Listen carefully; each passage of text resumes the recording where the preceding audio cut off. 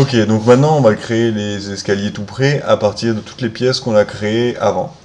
Donc, c'est dans voler. Alors, dans voler, on va créer un nouveau dossier. Escalier tout près de. Voilà. Alors, là, on commence avec un escalier standard qui en fait absolument rien. Donc, oui, si je te dis pas de bêtises, oui, c'est là. Donc là, ces choses-là, la hauteur, l'épaisseur du plancher, le revêtement inférieur, le revêtement supérieur, tout ça, il faut le régler au fur et à mesure. Donc la hauteur, tu comprends bien que ça change à chaque fois. Le plancher, c'est l'épaisseur du plancher à l'arrivée. Le revêtement inférieur, par contre, on va mettre 0. C'est si tu coules les chape après, ou si tu fais les sols après avoir posé l'escalier en haut et en bas. Donc là, on met 0. Là, ligne de niveau, on peut laisser à 1 mètre. La trémie, la longueur, l'échappée, on laisse en automatique. Et l'angle, on met à 0, parce qu'on est en France et que ça change pas grand chose. Parce qu'en fait, en Allemagne, il compte 10 degrés. Quand tu descends, il compte que ton corps il est incliné 10 degrés vers l'avant. Donc, ils prennent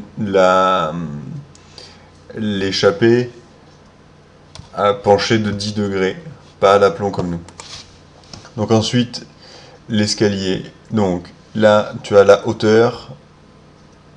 La hauteur, donc elle est en automatique par rapport à l'autre. Et puis après, tu as 10 PF. Je sais pas ce que c'est, mais on laisse à 0.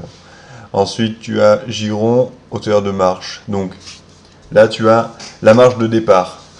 Si tu veux, tu peux, à partir d'ici, lui dire que tu veux ta marche de départ, mettons 5 cm plus large ou 5 cm moins large. Ou enfin l'agrandir ou la rétrécir en fonction des besoins ou si tu as envie de l'agrandir ou la rétrécir pour des côtés esthétiques, quoi. Ensuite, tu as la marge d'arrivée. Donc là, elle est automatiquement à 100 et bon, c'est pas mal, 100. Donc ça, c'est pour la plaquette d'arrivée. Si tu la veux plus ou moins grande ou si tu en veux pas du tout, tu peux aussi le passer en automatique. Donc là, ça fera les mêmes girons que partout. Ensuite, tu as le palier, les girons, donc ça, il faut laisser automatique. Ensuite, tu as les hauteurs des contre-marches, si je te dis pas de bêtises. Donc ça, c'est pareil, on laisse en automatique. Et la marche, en fait, c'est le nombre de marches.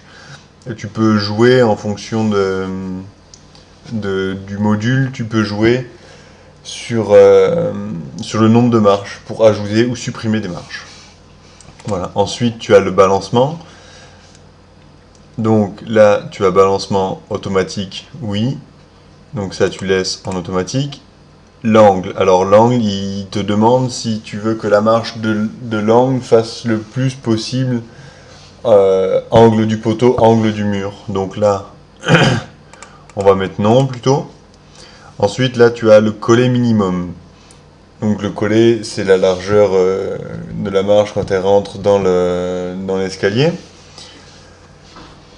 Donc, on peut laisser 120 pour l'instant, tu peux toujours par après venir le modifier. Ensuite, tu as différence max. La différence maximum, c'est la différence que tu auras entre chaque collet des marches. Pour, comment dire, ta marche, et si tu as une qui fait 120, l'autre elle pourra pas faire par exemple plus de 145 ou plus de 95, ou moins de 95. C'est ça la différence, donc parfois il vaut mieux l'augmenter parce que sinon ça te balance beaucoup trop de marches.